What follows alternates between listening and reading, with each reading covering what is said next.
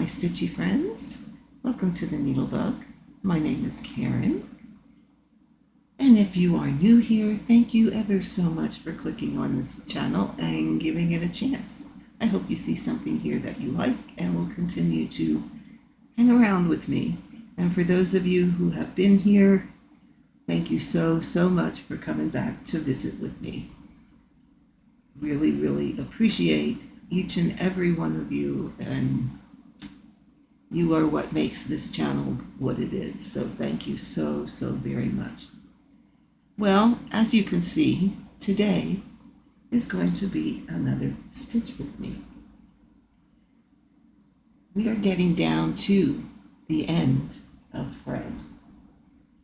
Let me see. Basically, what you see here is all that is left to stitch.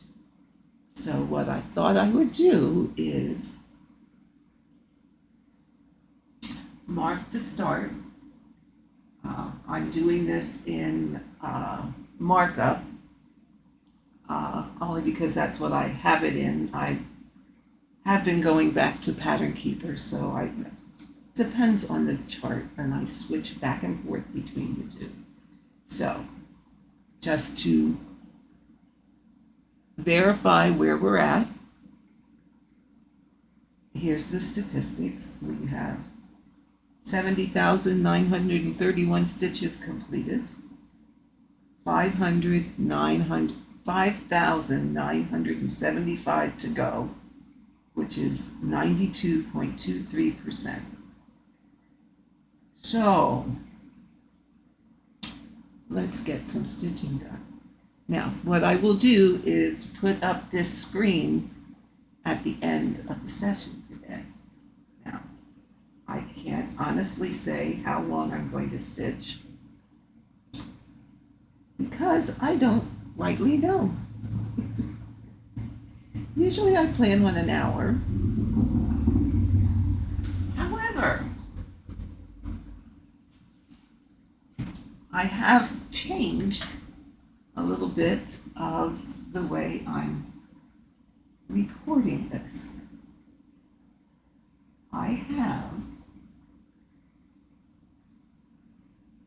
I'm sitting in my recliner chair.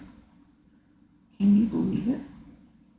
And I have this on a scroll frame.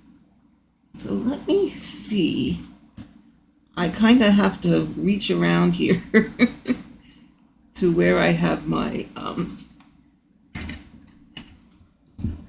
keyboard and mouse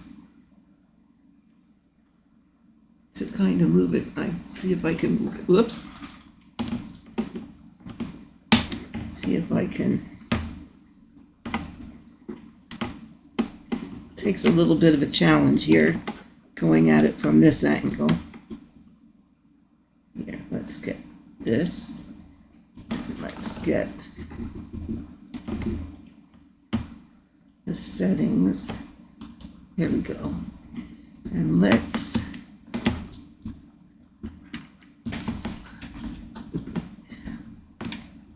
sorry guys, I'm half twisting backwards here to be able to reach.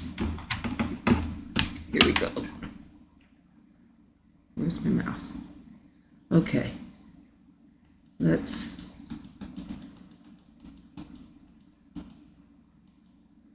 there we go.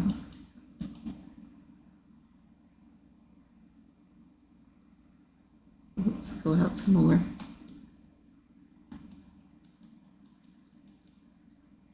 There we go. That is how I'm stitching today. On a stand with my scroll frame, sitting in my recliner chair and having it pulled up right to me where I can stitch. So let's go back.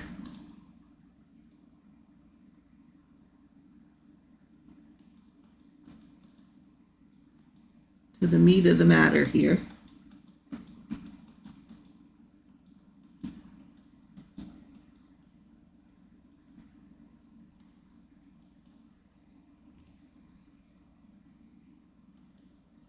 Whoops. Hey, wait a minute. Hold on.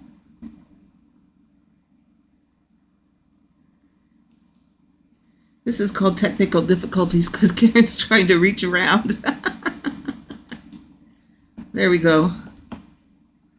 Okay. Oh my goodness. That was a trip, wasn't it? If you could see the angle that I'm reaching around at in order to be able to adjust this, you would be laughing like crazy.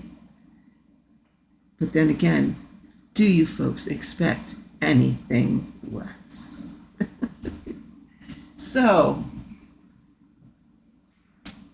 now, pull this in just a smidge closer, and I'm going to be working in here, which is the toe. This right here is the edge of the toe. So I'm working on coming down and around. If I go up a little higher, it is completed down to here. There's two little spots of like 3 or 4 stitches that need filled in. But other than that, it's completed down to this line of stitching. I'm working down here at the moment. So let's see how this goes today. Let's see just how long we can stitch together now that I am in a comfortable position. And of course, my first stitch, I didn't look at where I was. Oh, for the love of God.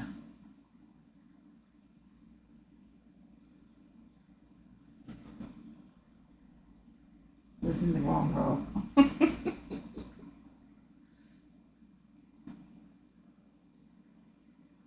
I guess it would help, instead of having my scientific goggles on and the lens, the magnifiers up, if I put them down so that I can actually see what I'm doing, it would be a helpful thing, don't you think?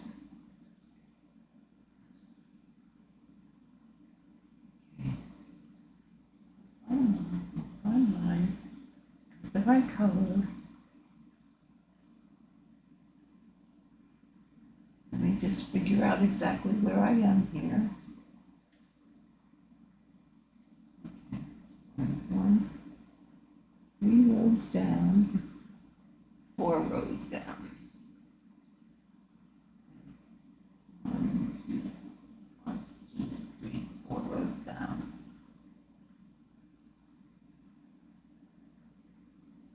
Okay.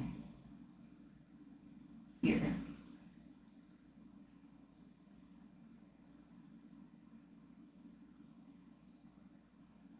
Well, you did it again, you silly. 4 rows down. 1, 2. Okay, 3 rows down. I will go across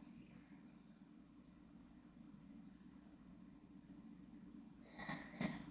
Let's go back up here because I think we started in the wrong spot. There we go. 1, 2, 3, 4. Okay. Now we're cooking with gas. Well, and you know what? The nice thing is, this is just what I'm stitching now, the snow. So, seriously? Oh, I give away my secrets. But seriously, it is quite fudgeable if you make a mistake. You know, have the philosophy that we don't go backwards, we always go forwards. It's a good philosophy to have. Although there are times, like right here, where I went over too far. Oh, see that, Karen? You record a stitch with me and then you mess up all the time. But there are times, when you're in areas such as this and, okay, maybe you got a little bit of the wrong color, or, oh wow, you put the color at the wrong place by a couple stitches. In the grand scheme of things, who is going to know? I gotta come in here just a smidge closer to me. Okay, which means I gotta move this just a smidge close. There we go. Closer to me. Okay, did I mess you up? No, you can still see. Okay. Okay. Yeah, so in the grand scheme of things, is it really, is it really that big a deal? I will admit, and I even was this way when I was stitching samplers. Some people, and this is fine, nothing derogatory here, just to define a little bit. Some people are strictly purists, and they have to stitch the pattern exactly how it is on the paper or on the PDF. They cannot have that one wrong stitch. Where that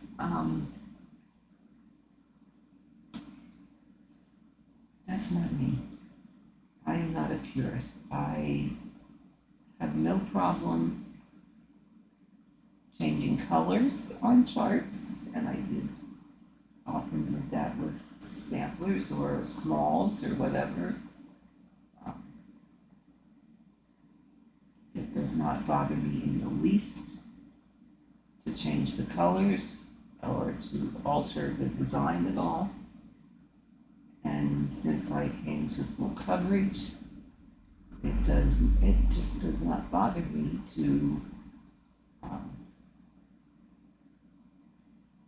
have that one wrong stitch. Good example of that is if I'm stitching along, and okay, you guys know what I call them. I call them the one stitch wonders. One stitch of a color, and it is nowhere else to be found. Nowhere. It might not even be that anywhere else on the whole page. Or it might be that, okay, there's more on the page, but they're 40 or 50 stitches away. Well, first of all, I'm not going to carry my thread 50 stitches.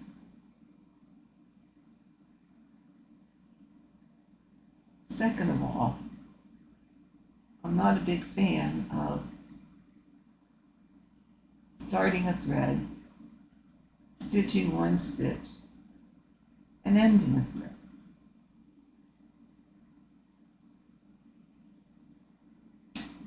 Nope. Not gonna be happening. So, what do I do?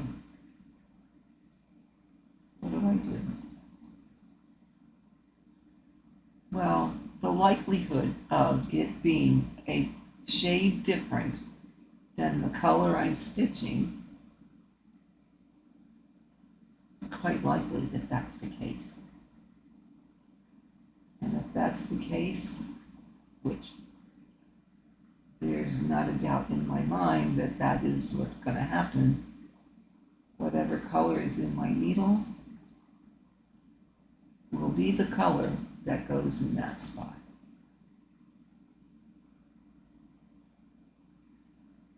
In the grand scheme of things, after the picture is all finished, are you going to be able to go back and find that spot, that one stitch that is stitched in the wrong color? If you can,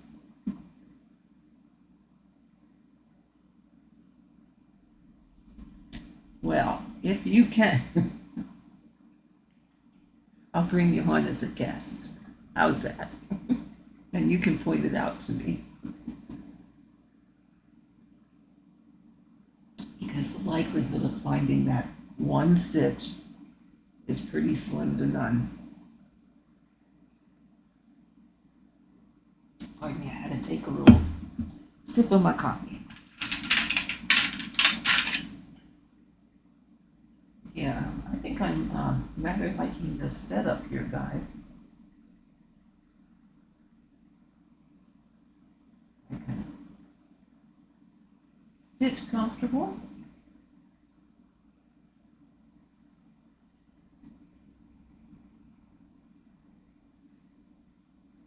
I think you guys can see the stitching pretty well. It looks like it's zoomed in pretty good.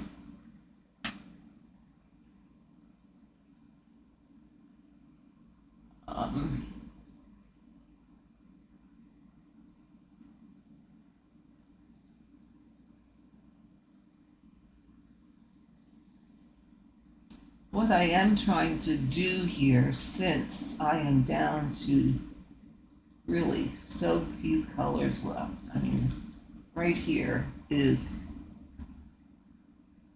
the colors that are left, and actually one of these is finished. I need to take it off of here and put it away. But I mean, let's look on this page. See, to do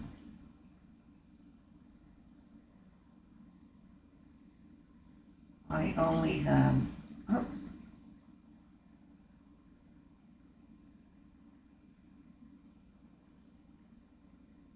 One, 2, 3, 4, 5, 6, 7, 8, 10, 11, 12. 12 colors, and one color only has, number 13 only has 2 stitches. And I have not been able to find them. So right now, in fact, I think maybe this color that I'm working on, I want to not be doing, because that is the color with the most stitches. So I might just finish this thread and then switch to another color and go down here and do my next color. Only has 166 stitches, and that would be 800. So I think that's what we're going to do. So let's finish this thread. And then we're gonna, whoops. We are going to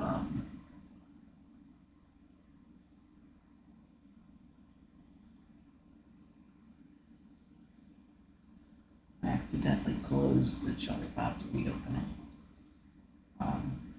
We're going to switch to a different color and then start with the least number of stitches, work up to the most number of stitches, because that way, if I do those thread carries, I can tentatively carry a little bit further, and this 159, which is the color I have in the needle now, is going to cover it all over.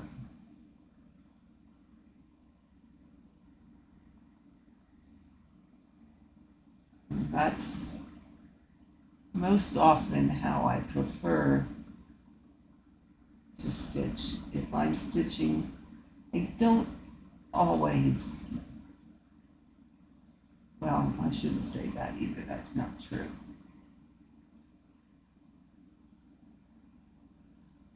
most times, if I'm not stitching on a diagonal or down a column, row by row, stitch by stitch, I'm stitching some version of cross country. Now, my preferred way to do that is to just pick an area and complete all the stitches in that area, working color by color.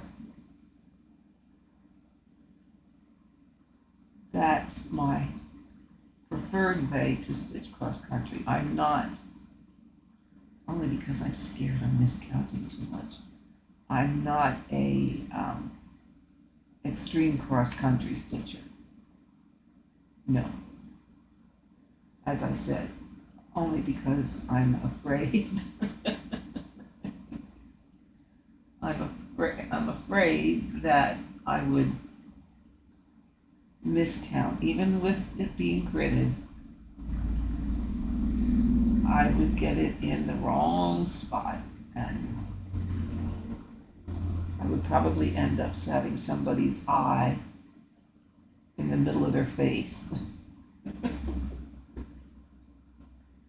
So I prefer to, if I'm going to stitch by color, to just stitch it in small areas, like maybe a 3 square by 3 square area. So that would be, till you cover that, that would be 1, 2, 3, 4, 5, 6, 7, 8, 900 stitches. And then just to even it out, I would throw in one more square to make it 1,000. Yeah, got in the wrong hole.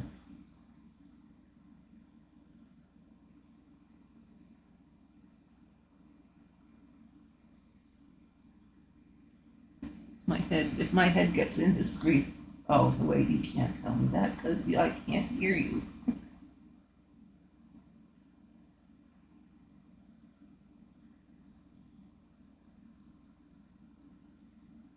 Well, what in the world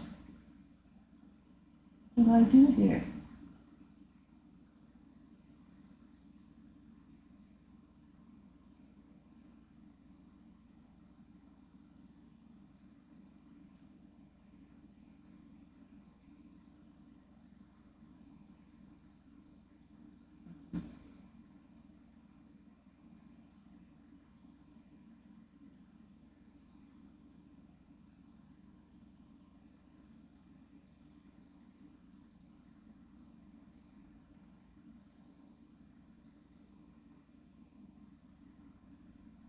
Okay, bear with me here, folks. Somehow I really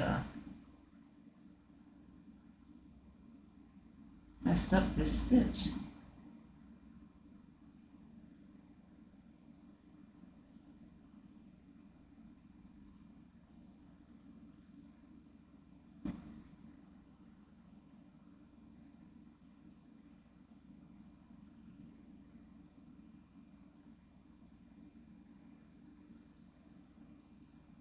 Pretty soon I'm going to have to say, oh, there we go.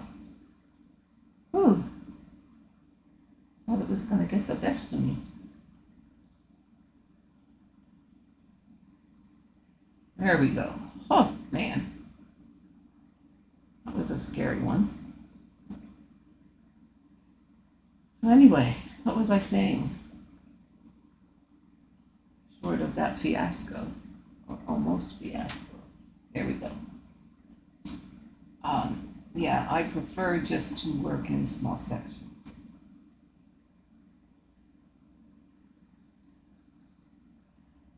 Because my counting abilities, and it's not even so much the count, well, it is the counting, but it's also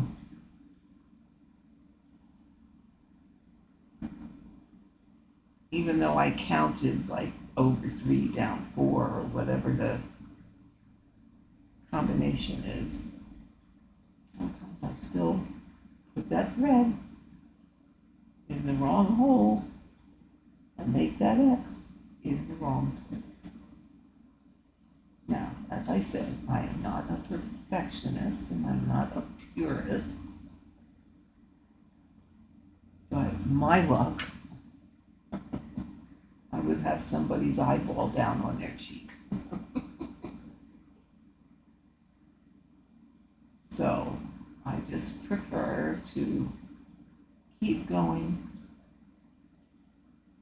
the way I'm stitching. And yes, sometimes I stitch two-handed and sometimes I stitch just one-handed.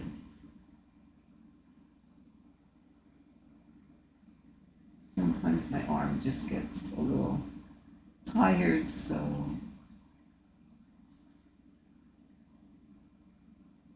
I switched to one-handed for a while, and I am gradually working on. Now, here's the thing. Normally, and everybody does this different too, and that's perfectly fine. You got to find what works for you. When I stitch two-handed, my method is to have my dominant hand on the bottom because that's my smarter hand. That's the hand that has all the brains. And it automatically knows what to do without much assistance. So my right hand can proceed without a lot of supervision. My left hand, now I will say I am right-handed if you haven't figured that out. My left hand, well, my left hand's not so smart. It needs supervision because it needs to be guided to putting the needle in the correct hole. Because as you saw, there are times when even under direct supervision, that hand gets it wrong. So that is why I stitch normally dominant hand on the bottom, the other hand on top. But because my arm gets so tired, I don't know if you guys remember when I picked up my cat and ended up tearing the tendon in my right arm. Well, ever since then, when I overdo that arm, that muscle, that bicep, starts to burn.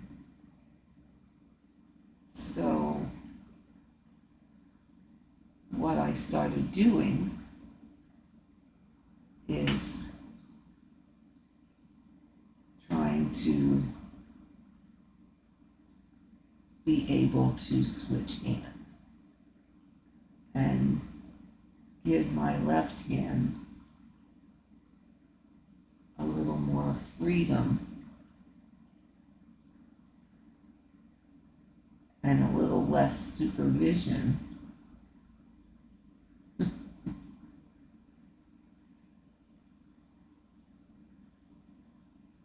and I can do it, and it's getting easier.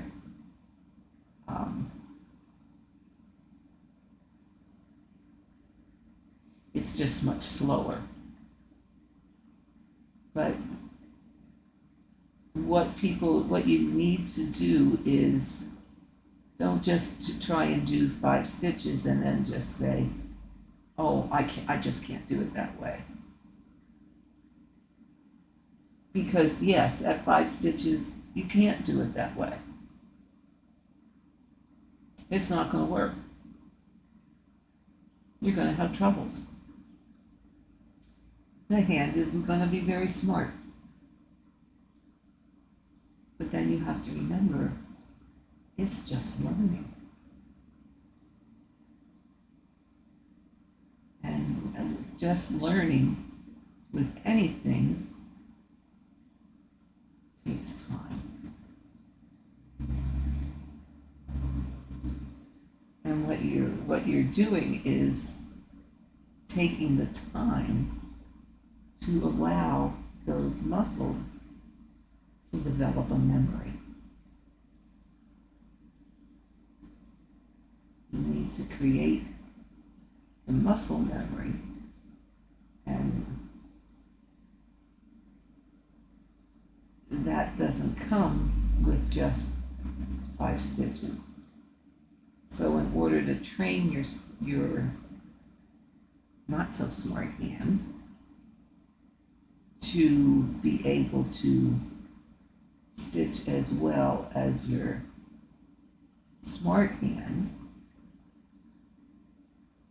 I would say you need to stitch that way every day for a certain amount of time until it becomes more of a second nature. And I just unthreaded my needle again. It becomes second nature, just like stitching with your not so smart hand on the top. Now I do notice that every day, every time when I do it, it gets a bit better. But now I will also say I just started trying to train my hands to being underneath.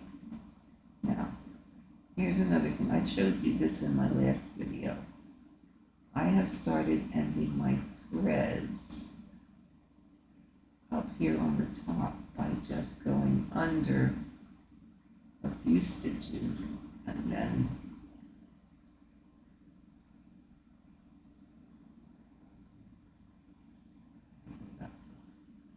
there we go. Just go under 2 or 3 stitches, pull that through, kind of smooth them back down because sometimes they get a little kerfluffled,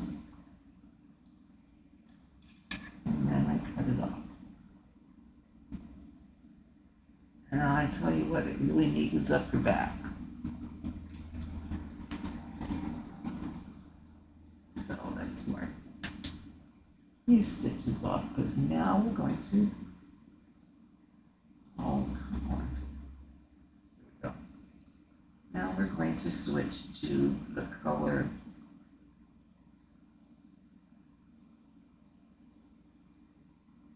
with only 166 stitches. So let's save this. And that's another thing, folks. Please do save your work occasionally. Markup, it saves right on your tablet, but export it like once a week, just in case your tablet crashes. Then at least you're not at a total loss. Same thing with Pattern Keeper. Export the files on a regular basis in case things go wrong so that you don't end up with the chart 3/4 of the way finished and then you lose all your marked stitches and you have no idea where you are. So be sure to back it up. Now, another word of advice here. When you're backing up, for example, in Pattern Keeper, especially, don't do export progress.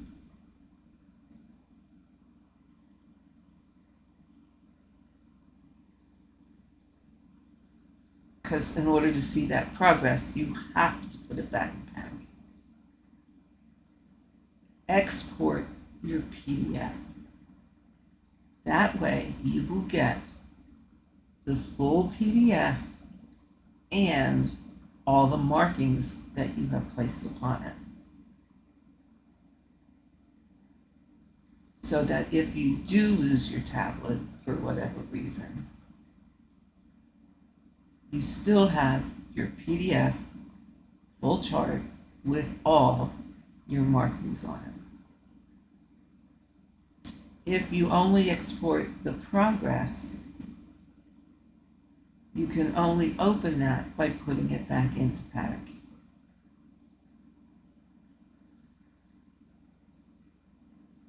Now, if I remember correctly, that is also what happens with markup. Markup, you don't have a choice on how you back up those files. So when you hit backup, you are saving a zip file of your chart with the markings. And the only way to open that file is to put it back into markup. That is the one downside of markup. If anybody knows a way to open those files without putting them in markup, I would really be interested in knowing that. But my understanding is the only way to open that file is to put it back into markup.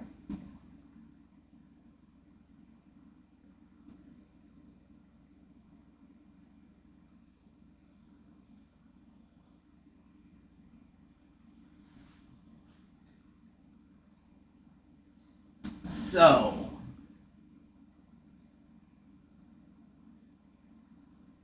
where am I? Oh, there they are. I might have to move you. Oh no, I could just do this. There we go. So we're going to stitch over here.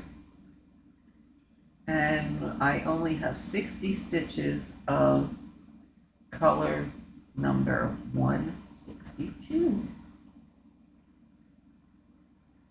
Just out of curiosity, how many did we do so far? Oh, we only did 44. Oh, Karen, you better get on the stick. Okay. We're going to do these 60 stitches of 162.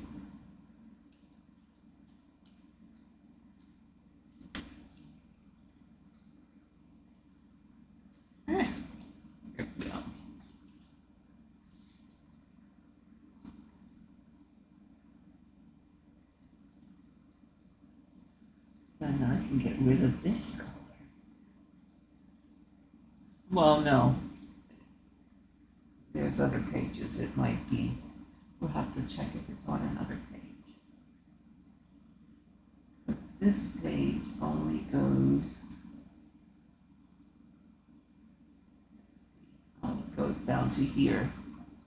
So there is another page below it.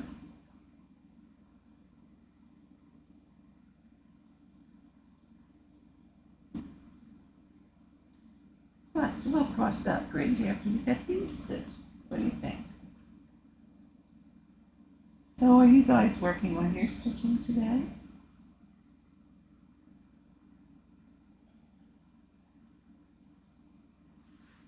It's another cooker out there today.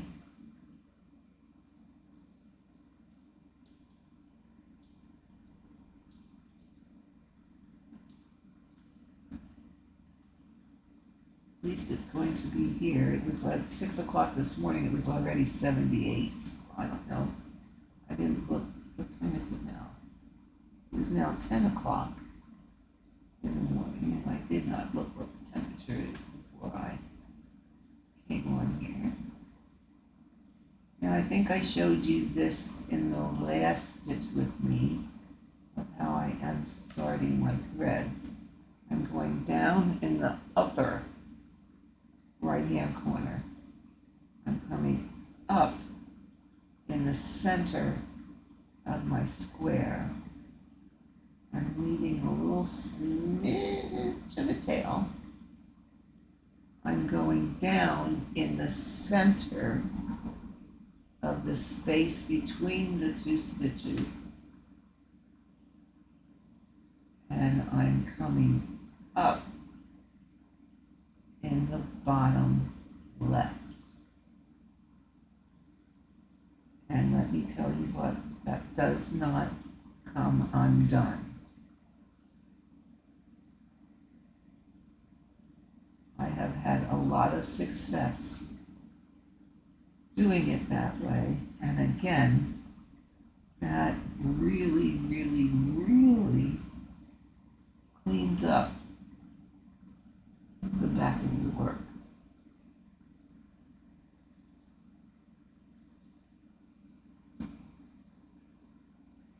Because virtually you're not having any tails on the back.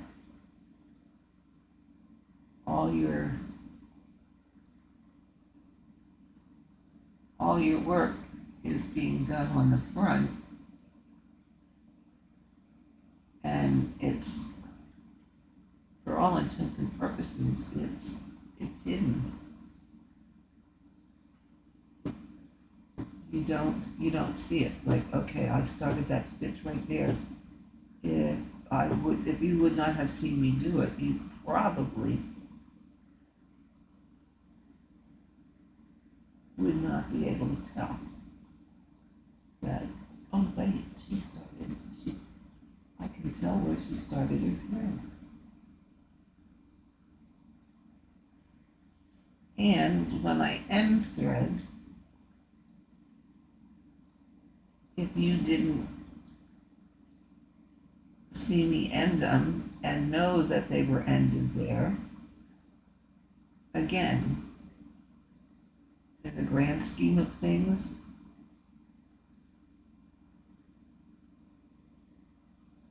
when this is made into a stocking and hanging on the fireplace, I really don't think you're going to be able to tell.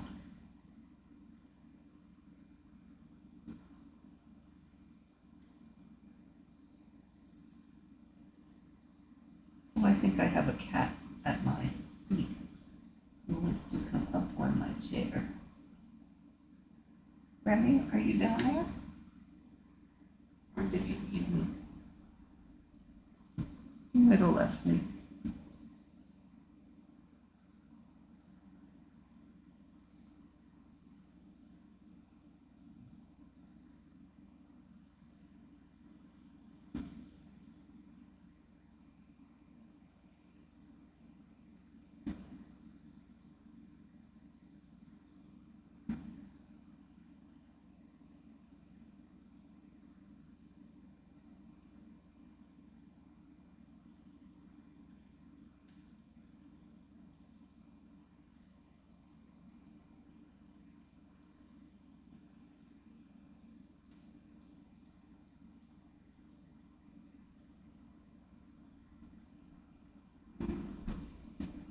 And I also like to, when I'm stitching this way, be sure that I mark my stitches off as I go and not doing too many stitches without marking them off.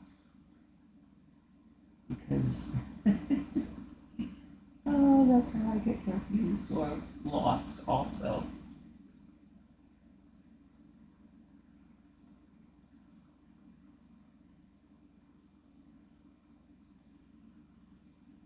And this hand is still jabbing around a bit to find the hole. I find if I stick my pointer finger against the back of the fabric close to where I need to come up, but it does go a bit better. So, I mean, that's a little trick that, not necessarily a trick, but a little something that you might want to try if you're having trouble teaching your non-dominant hand how to behave itself. Because, sometimes they just have a mind of their own.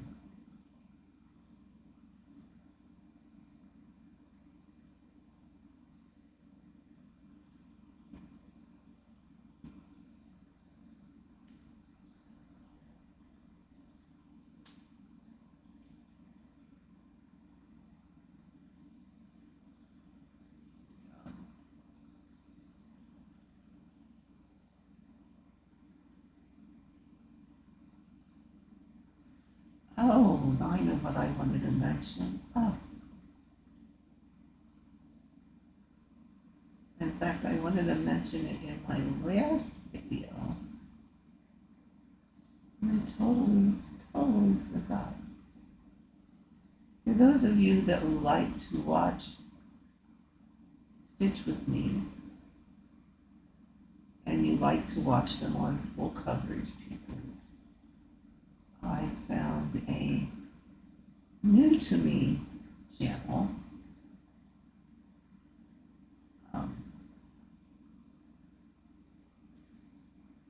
I cannot remember her first name, and for that I apologize because I just don't remember it.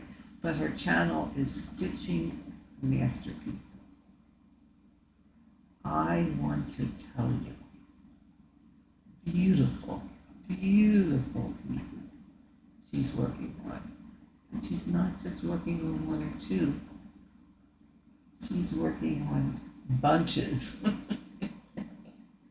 Absolutely bunches of pieces, and they are, oh my goodness, all I could do was say wow. They are absolutely gorgeous.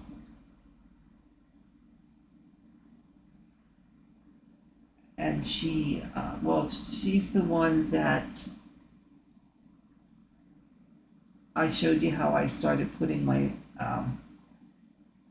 my embroidery floss for a project on those cards, and then in plastic bags and all of that. That's the channel where I found that suggestion at.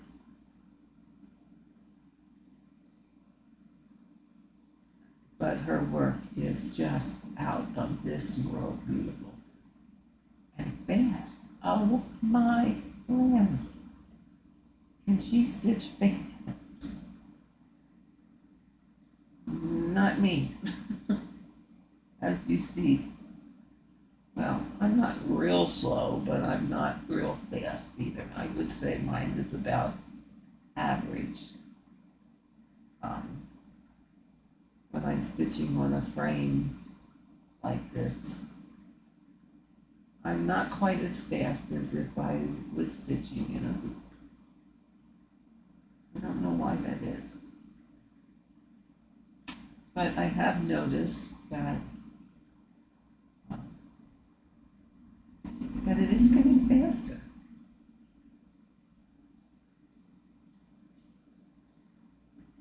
I have a comfortable position.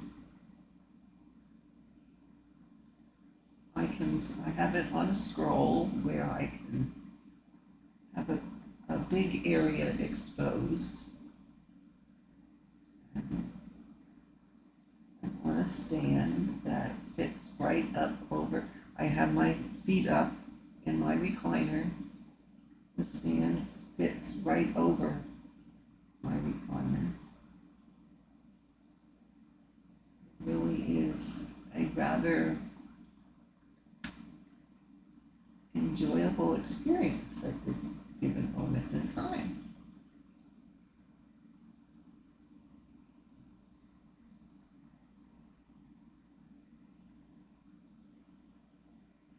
comes to stitching, I really am all about comfort.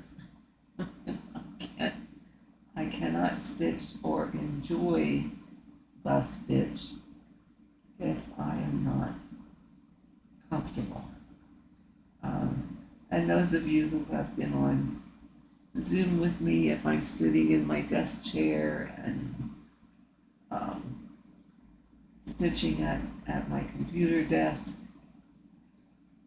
yeah, it does my back in it doesn't take too long until my back is screaming, I don't like this, I don't like this, I don't like this.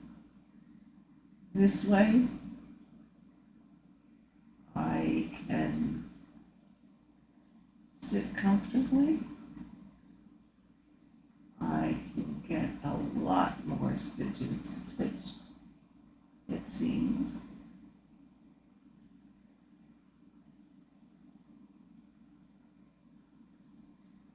You know, in fact, there were many times when on Zoom that I really didn't get that many stitches stitched because I could not get a comfortable position, number one. And besides that, I tend to talk too much.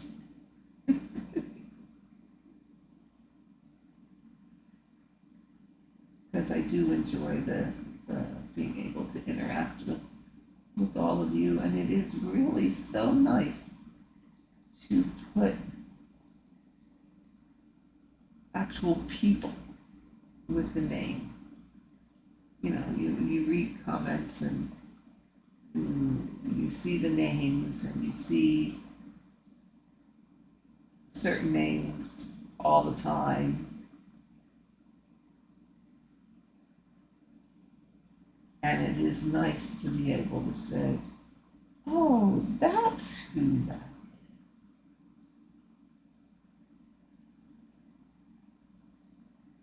And to be able to get to know those of you that come on, it really is such a joy. I really do enjoy it.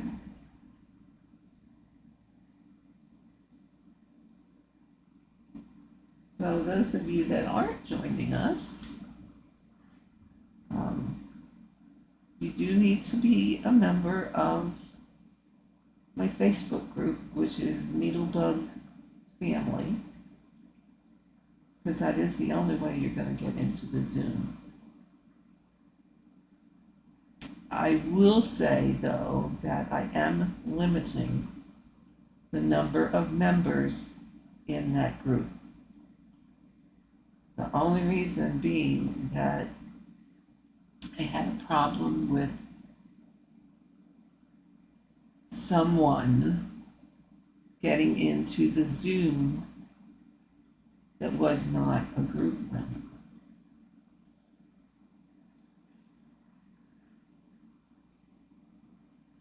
So we had to do some rearranging and some locking down of things. And when I did all of that, it was the consensus of the group to limit the membership. So right now, today, the membership is 147. I will take up to 150. So there are 3 spots available. Once they are filled unless someone leaves the group, then that will create a vacancy that will allow another person to come in.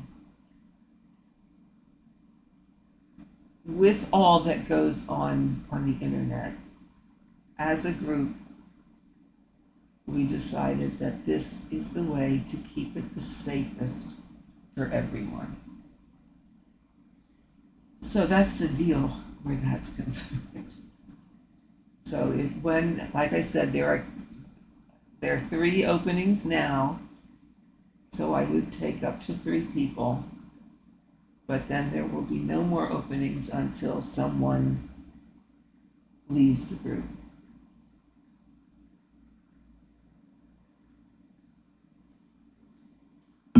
And we do have a lot of fun. A lot of fun.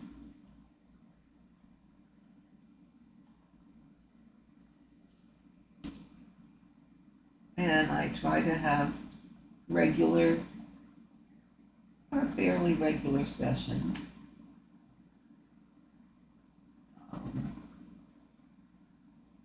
Sometimes they're scheduled in advance, sometimes they're spur of the moment, and whoever can join me, that's wonderful.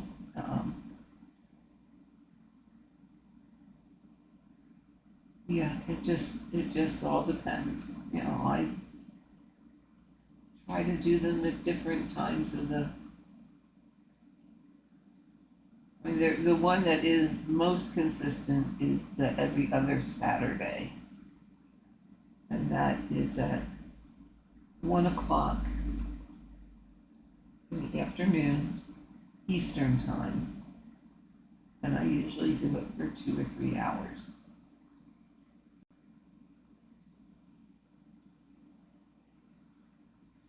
But then other ones in between are just random, spur of the moment. Hey, I'm going on. If you want to join me, that's great. If you're otherwise occupied, well, maybe next time.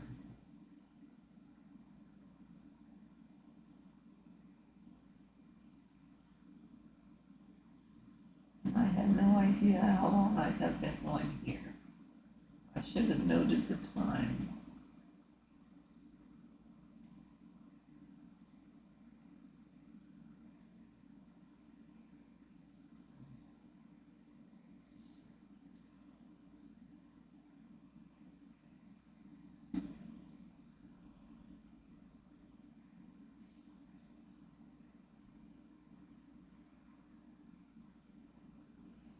So what I thought I was going to, or what I think I'm going to do, oh my nose is, let's see. Oh, I've been on here almost an hour. Okay. I'd like to do more recording here especially until I get Fred finished.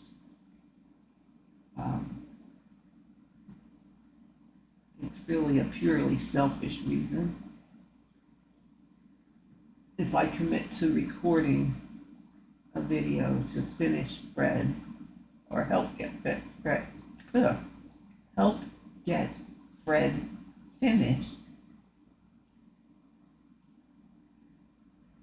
it will make me work on it more consistently. You will be helping me to get it finished.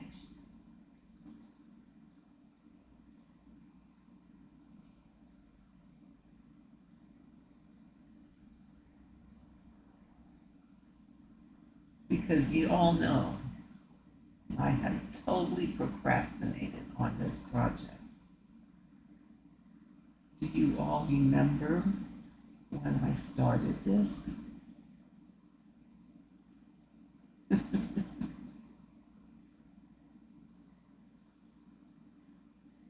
Yeah. Should I tell you? Do you really want to know?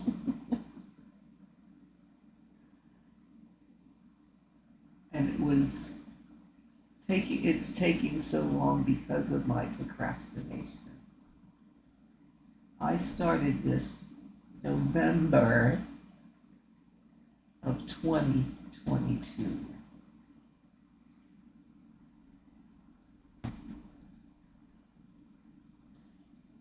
Yeah.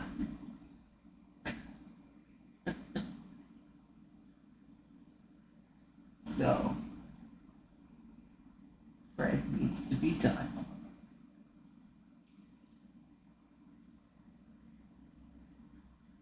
Thread needs to be made into a stocking and be hanging on the fireplace for this Christmas.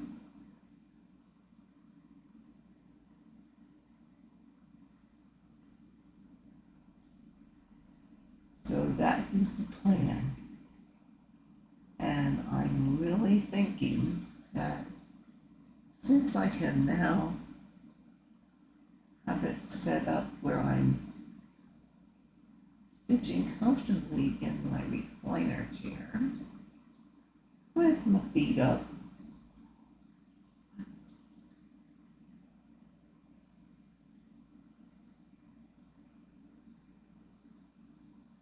with my feet up, it's rather refreshing. I would be more apt to do videos pretty frequently until Fred's done.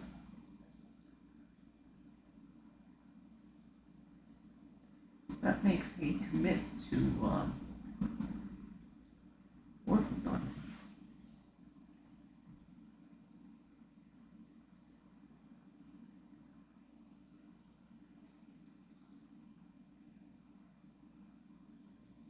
So, how often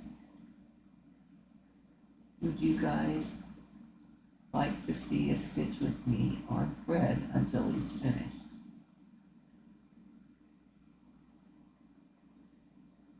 Would you like one every day?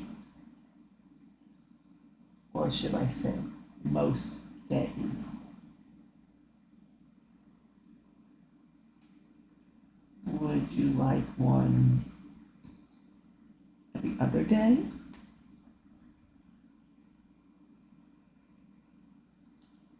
Would you like one twice a week? Or once a week?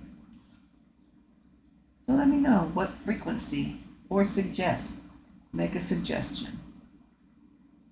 Let me know what frequency you would like. And like I said, now that I can, stitch here in quite the comfortable position.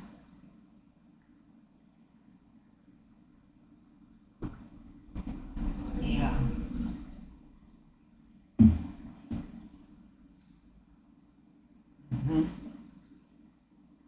I kind of see it happening. I'm going to end this thread because I think, my others are way down here at the bottom. So I'm going to end this thread here. Now when I have an isolated stitch like this, I come up in the middle, I go underneath the X, I go right back down,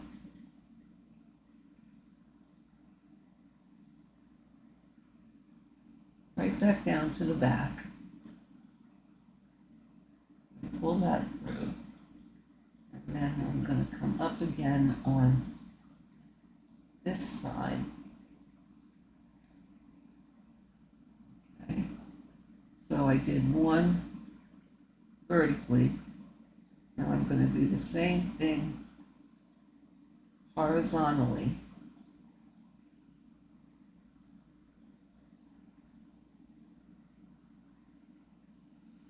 See, I don't think you can see that at all.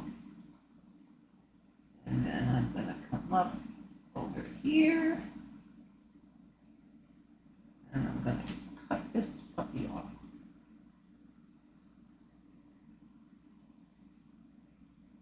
Okay. Now, just out of curiosity, let's see how many stitches we did. I think I have everything marked off that I stitched. Almost 100. And we've been here for 45 minutes. So that's not too bad. Till I finish the stitches that are down here, we'll be at 100.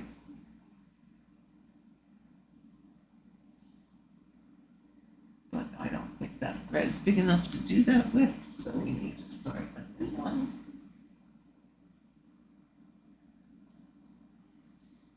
Which is also why I didn't want to travel that far, because the travel would have taken my whole piece of thread, and then, oh, what would have been the point? So, okay. Oops.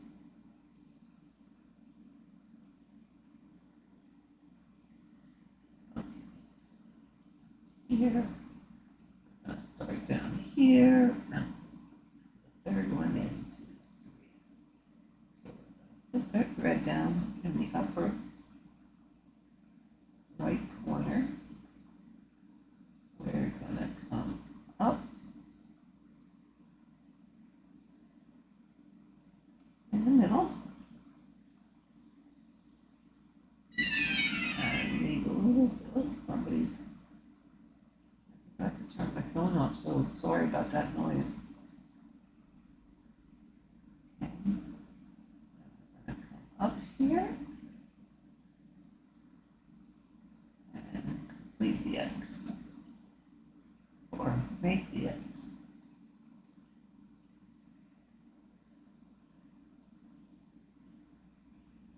And let's get 2, stitch 1.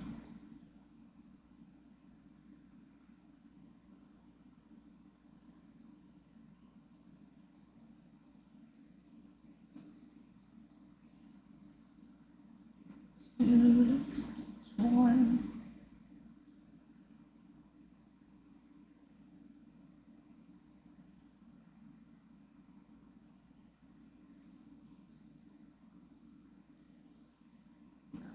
Jump down to this block. And from this one, we're going to go down 1, 2, 4th one. 4th one.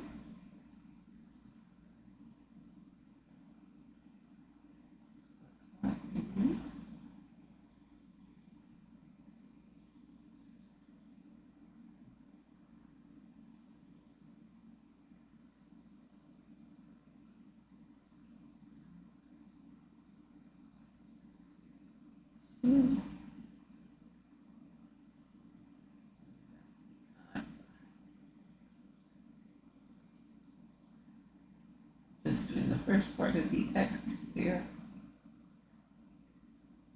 This is the end of this page.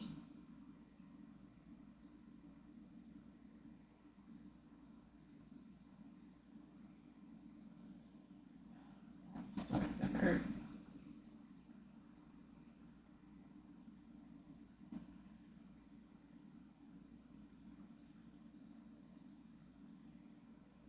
I think I'm going to finish these stitches.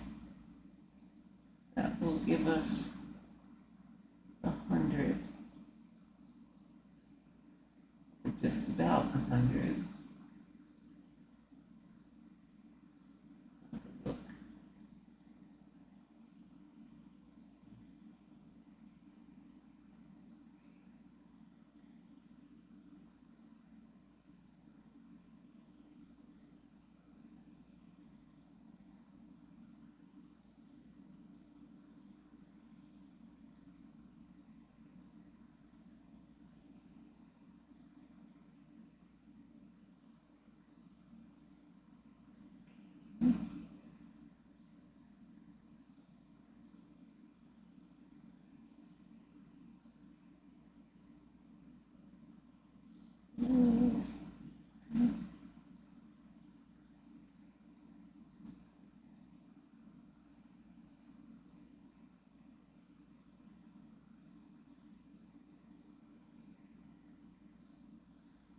And it seems I can stitch just as fast one-handed,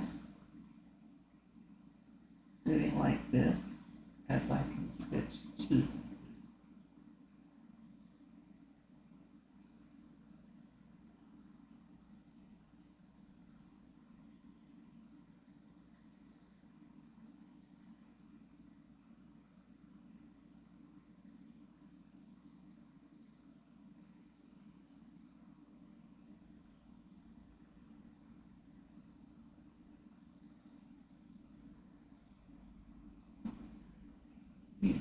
stitches. And then this color is complete on this page.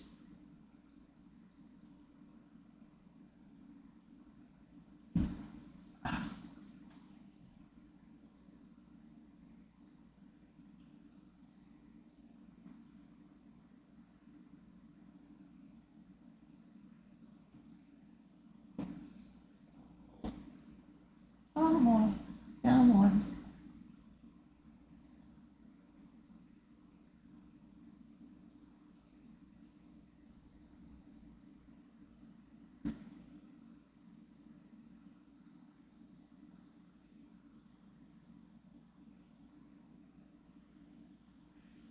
Okay, 2 more stitches.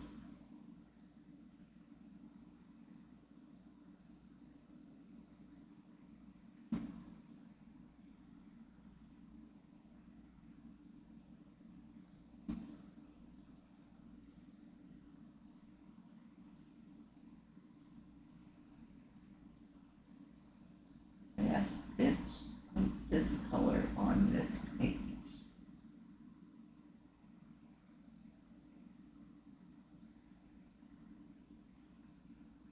And now to end, I'm going to come up in the middle, well, on the side, the middle of the side.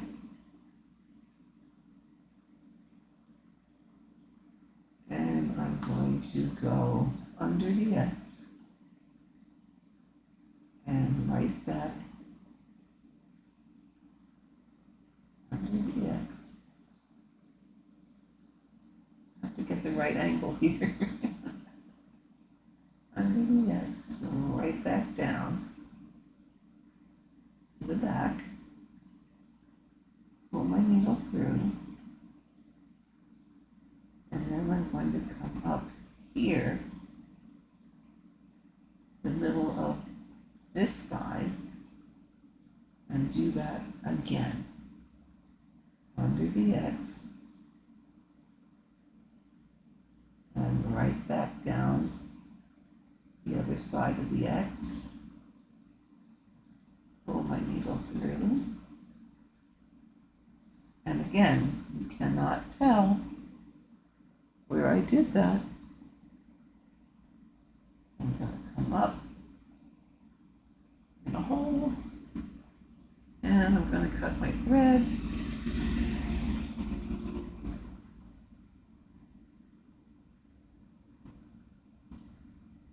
Now, I did not create these ways of ending. I saw it on somebody else's YouTube, and I just tried it. So, that's a lot of good reasons to watch a lot of channels and watch Stitch with Me, because you can pick up some of those little tips of how to use things. So I think we're at probably pretty close to an hour, which is about how long I like to make my Stitch with Me's. So given that, let's see how many stitches we did.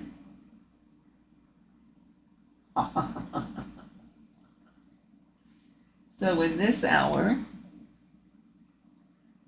okay, over here, we stitched 102 stitches in 57 minutes.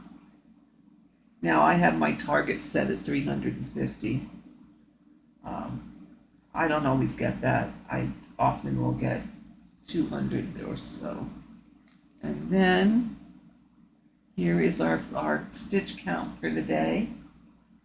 So we're at 5873, and we're at 92.36%, and we're closer to a finish. Markup says I should be finished the 26th of July. See? July 26th. So we'll see how close we can get to that. Alrighty. So my friends, with that, I am going to bid you farewell for today. I hope you have a wonderful, wonderful day, and I will catch you the next time. Let me know how often you'd like to see these, and we'll see if we can accommodate that. So, until next time, have a great day.